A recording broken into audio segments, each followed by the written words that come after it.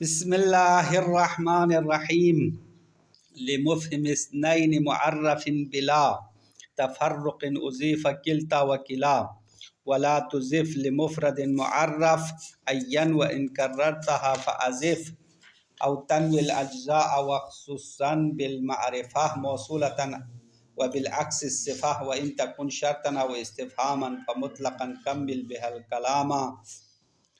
یہاں تک آج کا درس مکمل ہوگا۔ دائم الاضافہ اسماء کی بات شروع ہے۔ دائم الاضافہ اسماء وہ اسماء جو ہمیشہ اضافہ ہونے والا ہے، اضافہ کے بغیر ان کا جینا مرنا محال ہے، ہمیشہ اضافہ کے ساتھ جینے والے ہیں۔ تو ان اسماء میں سے ایک کلا ہے اور دوسرا کلتا ہے۔ کلا اور کلتا کے بارے میں سورۃ اول میں بھی آپ نے پڑھا ہے، یہ ملحقات تثنیہ ہے، تثنیہ نہیں ہے۔ اور کلا مذکر کے لیے آتا ہے، دو مذکر کے لیے کلا، کلتا دو مؤنث کے لیے آتا ہے۔ اور اس کو استعمال میں تاکید لفظی کے طور پر بھی استعمال کرتے ہیں۔ تاکید لفظی، تاکید معنوی ہے، تاکید لفظی نہیں، تاکید معنوی کے الفاظ ہے۔ اچھا، اس کے اضافے کا حکم بتایا کہ یہ تثنیہ کی طرف اضافہ ہوگا۔ ہاں، لمفہم اثنین دو کو سمجھانے والے کی طرف کلا اور کلتا کو اضافہ کرنا ہے، اما وہ دو سمجھانے والا معرفہ ہونا چاہیے، نکرہ کی طرف نہیں ہوگا، معرفہ کی طرف۔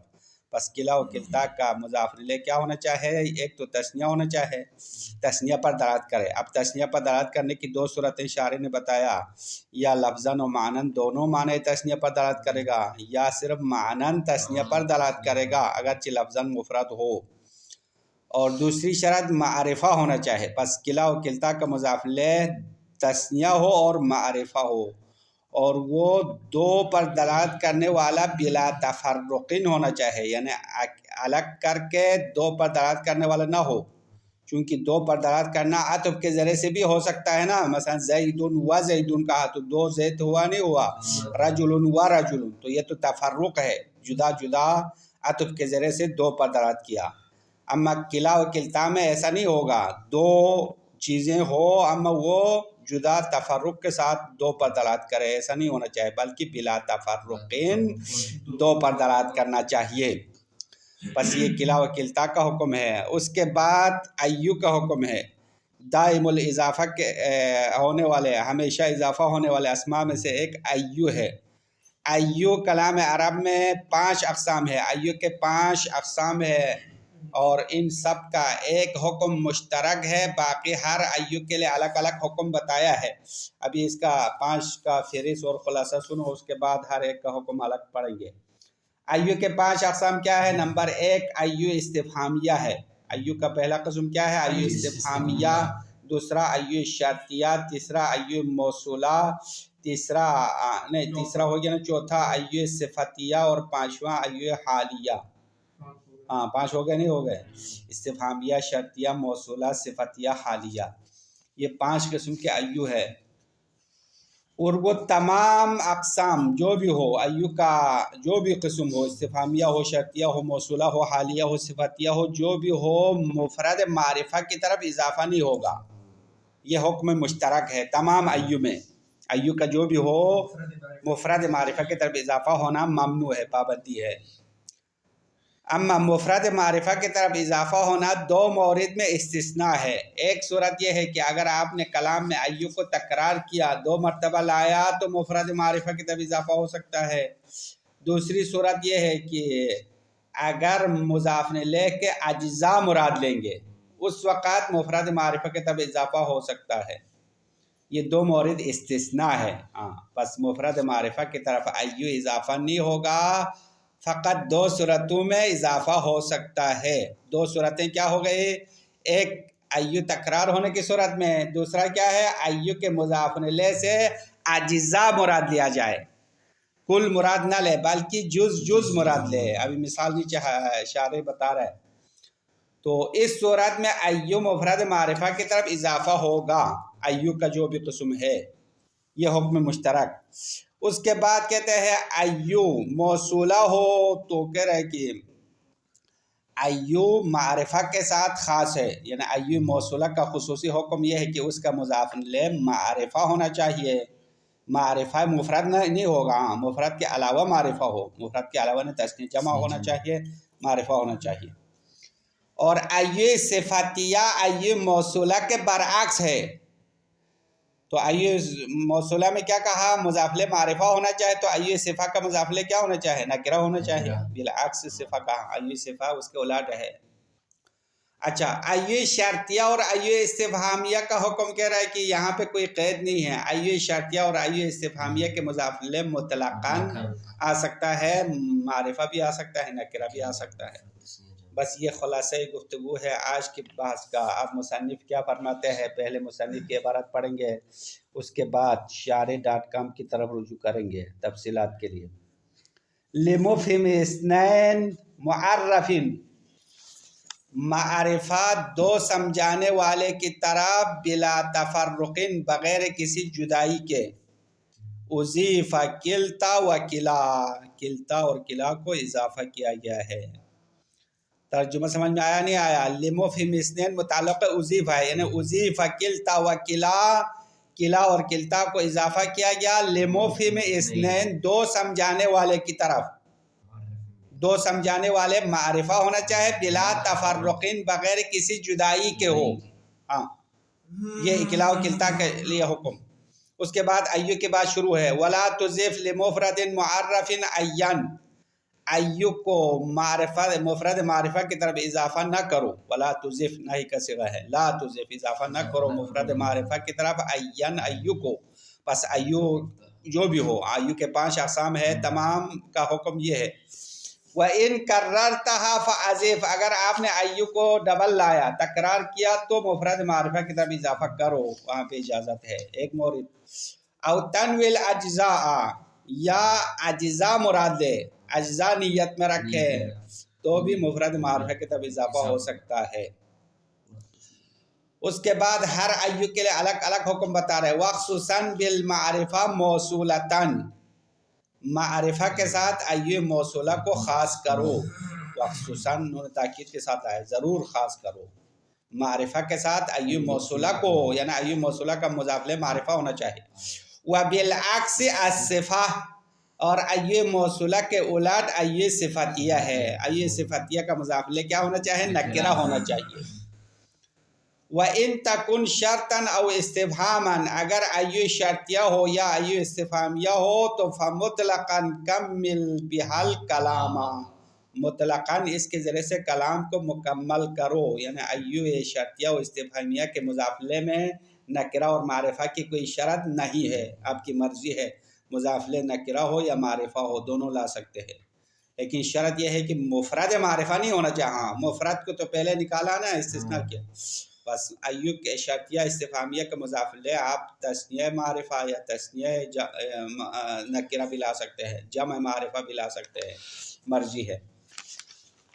اچھا، یہ مصنف کی عبارت کا ترجمہ ہے۔ اب شارح فرما رہا ہے کہ لمفہم اثنین، عبارت دیکھ لیا کہاں سے پڑھا شارح کی عبارت، لمفہم اثنین دو سمجھانے والے کی طرف، کلا و کلتا کو اضافہ کرو، مصنف نے یہ کہا۔ اب شارح وضاحت کر رہا ہے کہ وہ دو سمجھانے والے دو قسم ہے، لفظاً و معناً، یا وہ دو سمجھانے والا لفظاً معناً دونوں طریقے سے سمجھائے گا، او معناً فقط، یا لفظاً تو مفرد ہوگا لیکن معنی میں دو سمجھانے والا ہوگا، معرف معرفہ بھی ہوگا، بلا تفرق بعطف، عطف کے ذریعے سے جدا نہیں ہوگا، اضیف کلتا و کلا، ان دو سمجھانے والے کی طرف کلا اور کلتا کو اضافہ کیا گیا یا اضافہ کیا جاتا ہے۔ نہ ہو جاءنی کلا الرجلین، میرے پاس دو مرد آئے، دونوں مرد آئے، بس یہاں پہ آپ نے دیکھا کلا اضافہ ہوا ہے رجلین کی طرف، رجلین مفہم اثنین ہے یا نہیں ہے، تثنیہ ہے نا، رجلین حقیقی تثنیہ ہے، لفظاً معناً دونوں مفہم اثنین ہے، معرفہ بھی ہے، الرجل الف لام کے ساتھ بھی آیا۔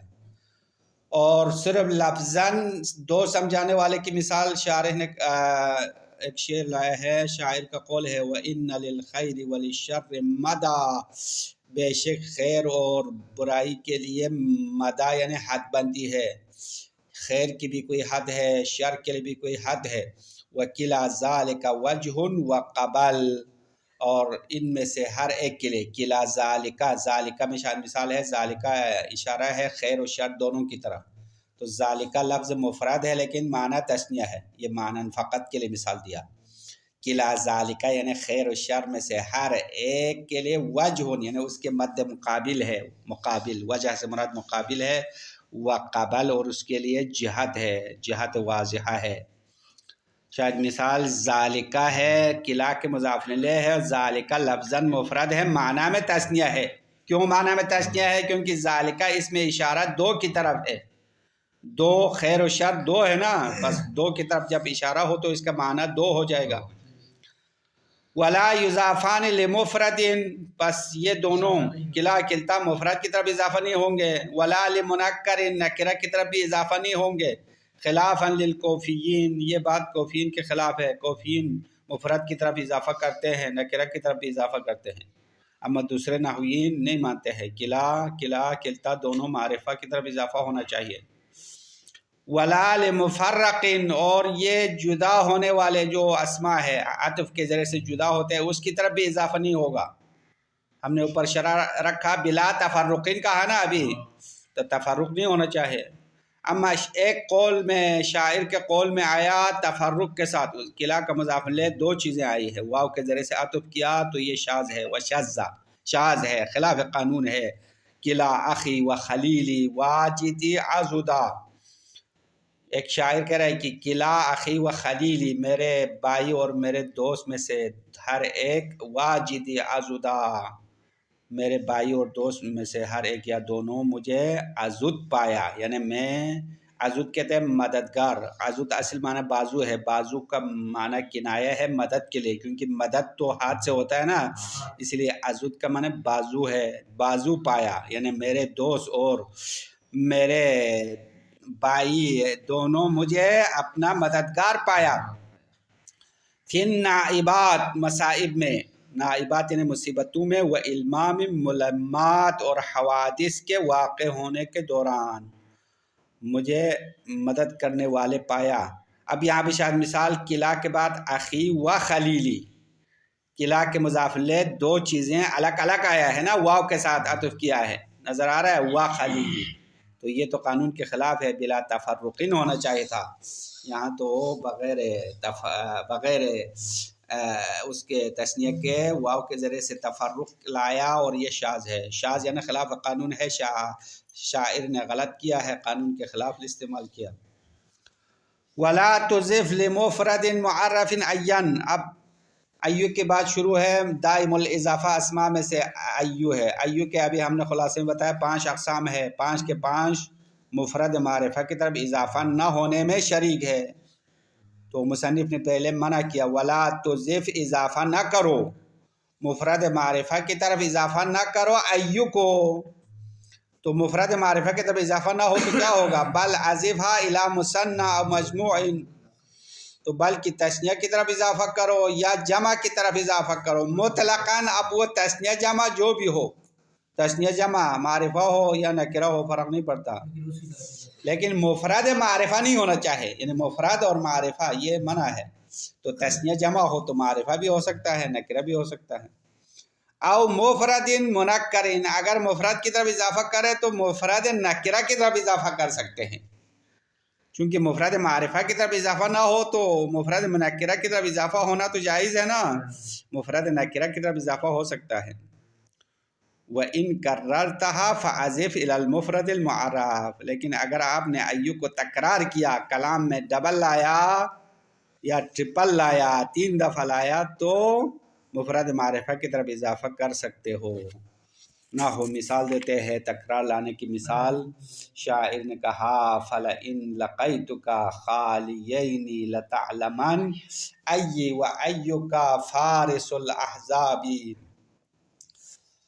شاعر کہہ رہے کہ فَلَئِن لَقَيْتُكَ، اگر میں آپ سے ملاقات کروں، خالیین، در حالانکہ دونوں خالی ہو، یعنی دونوں بغیر اسلحہ کے ہو، تو لڑائی کے لیے دونوں خالی ہاتھ میدان میں ملاقات کرے تو لَتَعْلَمَنْ، ضرور تم جان لو گے، ای و ایو کا، مجھ میں اور تم میں سے کون فارس الاحزاب، جنگ کے گھڑ سوار ہے، یعنی صحیح لڑنے والا کون ہے تب پتہ چلے گا اگر ہم میدان میں مقابلہ کریں۔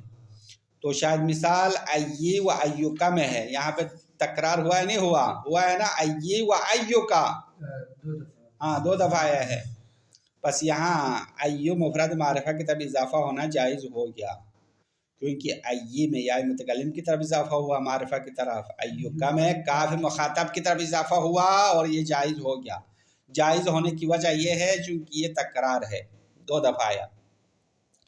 او ان تنویل اجزاء، اور مفرد معرفہ کی طرف اضافہ جائز ہونے کا دوسرا مورد یہ ہے کہ یا اگر آپ نے اجزاء کو نیت میں رکھا، یعنی مضاف الیہ کے جز مراد لیا، اس صورت میں بھی مفرد معرفہ کی طرف اضافہ ہو سکتا ہے۔ فَعَزِبْهَا إِلَيْهِ، بس آپ کو فَعَزِبْهَا، آپ ایو کو مفرد معرفہ کی طرف اضافہ کر لو۔ فَعَزِف امر کا صیغہ ہے نا، عزف ہا کی ضمیر لوٹاؤ ایو کی طرف، کیونکہ کلمہ ایو مؤنث ہے، لفظ کلمہ میں تعویل کرتے ہیں، اس لیے ہا مؤنث لایا۔ الیہ کی ضمیر مفرد کی طرف لوٹاؤ، مفرد معرفہ کی طرف، پس مفرد معرفہ کی طرف ایو کو آپ اضافہ کرو۔ مثال دیتے ہیں، نہ ہوا ایو زید حسنون، زید کا کون سا جز خوبصورت ہے۔ اب یہاں پہ ایو زید کی طرف اضافہ ہوا ہے نہیں ہوا، زید مفرد معرفہ ہے، مفرد معرفہ کی طرف کیسے اضافہ جائز ہوا؟ تو جواب یہ ہے کہ یہاں زید سے مراد کل زید مراد نہیں ہے، بلکہ زید کے اجزاء، اس کے اعضاء الگ الگ مراد دیتے ہیں۔ زید کا کون سا جز خوبصورت ہے، اس کا سر خوبصورت ہے، اس کی ناک خوبصورت ہے، اس کے کان خوبصورت ہے، ہر جز کے بارے میں آپ سوال کر سکتے ہیں۔ ایو زید حسنون، ایو اجزائہ، مراد یہ ہے کہ زید کے اجزاء میں سے کون سا جز خوبصورت ہے۔ بس یہ 2 مورد ختم۔ اس کے بعد ایو کے الگ الگ صورتوں کے احکام بتا رہے ہیں۔ وخصوصاً بالمعرفہ، آپ معرفہ کے ساتھ خاص کرو، مع اشتراط ما سبقہ، گزشتہ شرط کے ساتھ۔ گزشتہ شرط سے مراد یعنی مفرد معرفہ نہیں ہونا چاہیے، معرفہ تو ہوگا لیکن مفرد نہیں ہوگا، تو معرفہ کے ساتھ خاص کرنا چاہیے۔ موصولتاً این، ایو موصولہ کو، ایو موصولہ مفرد معرفہ کی طرف اضافہ نہیں ہوگا لیکن تثنیہ معرفہ اور جمع معرفہ کی طرف اضافہ ہونا چاہیے۔ فلا تضفها الی نکرۃ، بس ایو موصولہ آپ نکرہ کی طرف اضافہ نہ کرو۔ خلافاً لابن عصفور، یہ بات ابن عصفور کے خلاف ہے۔ ہمارا برادر ابن عصفور صاحب فرما رہا ہے کہ نہیں، ایو موصولہ نکرہ کی طرف اضافہ ہو سکتا۔ مثال دیتے ہیں، نہ ہو ایہم اشد، ایہم یہ ایو موصولہ ہے، قرآن کی آیت ہے، ایو موصولہ کے لیے یہی آیت بار بار مثال دیتے ہیں، پہلے کتابوں میں آیا ہے کہ اشد علی الرحمن عتیہ ہے نا، یہ والے آیت ہے، اس میں ایو موصولہ ہے، ہم اس کا مضاف الیہ ہے، معرفہ ہے، جمع معرفہ آیا نا، جمع معرفہ آیا ہے، ایو موصولہ ہے، اور ہوا اشد ہے، یہاں پہ صدر صلہ حذف ہو گیا اور ایو مبنی ہے، یہاں ایو مبنی پر ضمہ ہونے کی مثال بھی یہ آیت پہلے دیا ہے۔ وبالعکس ای الصفہ، اور ایو موصولہ کا برعکس ایو صفتیہ ہے، والحال، اور ایو حالیہ ہے۔ اب یہ ایو حالیہ مصنف کی عبارت میں نہیں ہے، اشعری نے بتایا، تو ایو حالیہ ملا کے 5 اقسام ہوتے ہیں، مصنف کی عبارت میں 4 اقسام بتایا ایو کے، ایو شرطیہ بتایا، استفہامیہ بتایا، ایو موصولہ بتا دیا 3، اور ایو استفہامیہ 4 مصنف نے بتایا، اور ایو حالیہ ملایا تو 5 ہو گئے نا، تو ایو حالیہ مصنف نے نہیں بتایا، شارح نے بتایا۔ تو شارح فرما رہا ہے کہ ایو موصولہ کے برعکس ایو صفتیہ اور حالیہ ہے، بس ایو صفتیہ اور حالیہ دونوں نکرہ کی طرف اضافہ ہوں گے۔ فلا یضافان الا الی نکرۃ، بس ایو حالیہ اور صفتیہ اضافہ نہیں ہوں گے، فقط نکرہ کی طرف اضافہ ہوں گے، معرفہ کی طرف اضافہ نہیں ہونا ہے۔ مثال دیتے ہیں، 2 مثال، ایک حالیہ کی مثال ہے، ایک صفتیہ کی مثال۔ مررت بفارس، ای فارس، یہاں پہ ایو لکھا ہے، ہماری کتاب میں غلط ہے، ای ہے، یہ صفت ہے فارس کے لیے۔ آپ کی کتاب میں کیا لکھا ہے؟ ای لکھا ہے یا ایو لکھا ہے؟ کچھ بھی نہیں لکھا، خالی ہے، ضمہ کسرہ نہیں لگایا ہے۔ ای فارس ہے نا، ای معرب ہے، معرب بھی ہے اور صفت ہے۔ فارس کے لیے صفت ہے تو صفت موصوف کا اعراب تو ایک ہونا چاہیے نا توابع میں سے. مررت بفارس، میں اس گھوڑ سوار سے گزرا. فارس کہتے ہیں جو گھوڑے پر سوار ہو کے بھاگنے والے ہوتے ہیں. ای فارسین، وہ صفت فارسیت میں کامل ہے. ای بمانے کمال کا معنی ہوگا، صفت کا معنی کمال کا معنی ہے، کامل فارس ہے. اب یہاں پہ شاید مثال ایو اضافہ ہوا فارس کی طرف، نکرہ کی طرف اضافہ ہوا.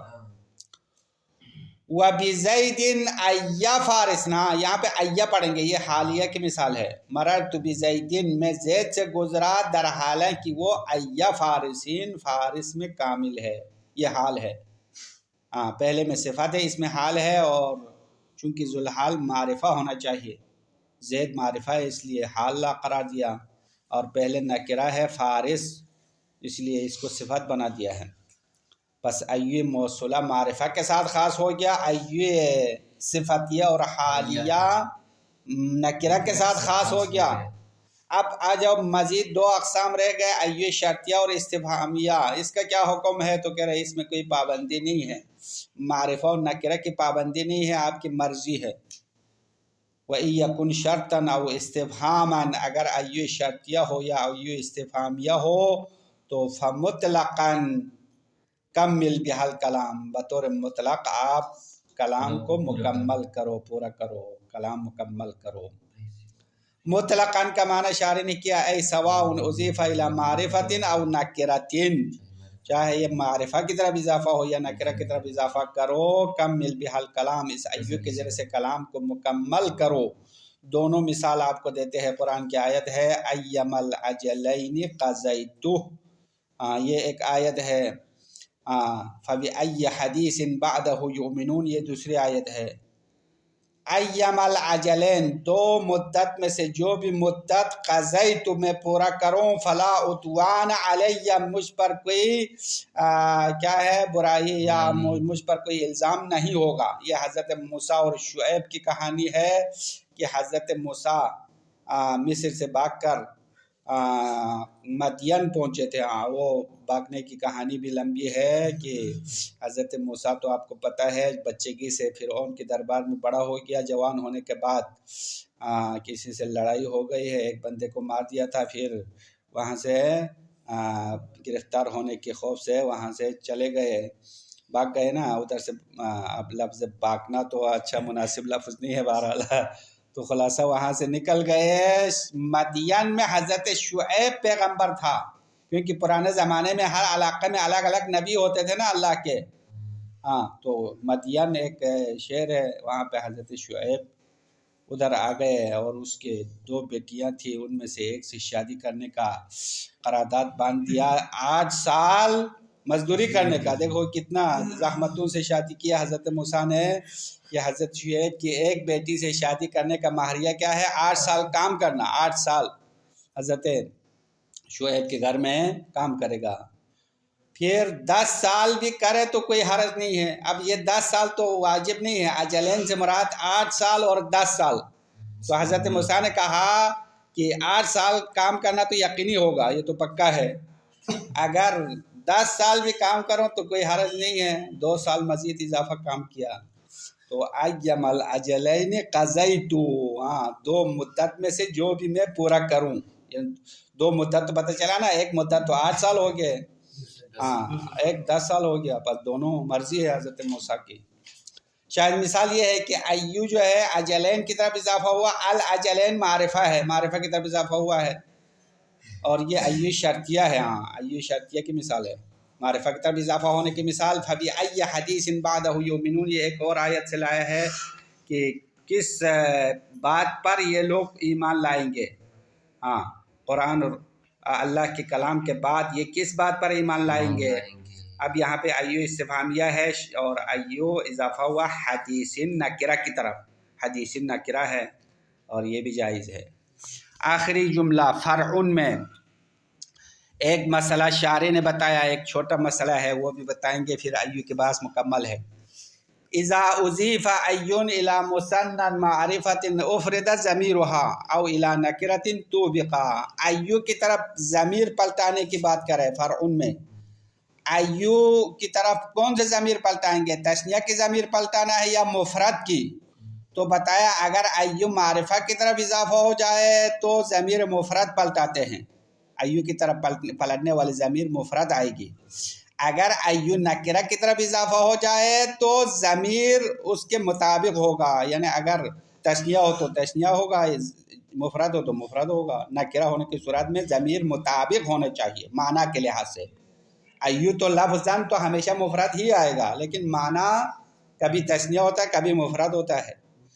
تو ایو اگر معرفہ کی طرف اضافہ ہو، اذا اضیف ایو الی مثنی معرفہ، اگر ایو تثنیہ معرفہ کی طرف اضافہ کیا جائے تو افرد ضمیرھا، ایو کی طرف پلٹانے والی جو ضمیر ہے وہ مفرد لائی جائے گی۔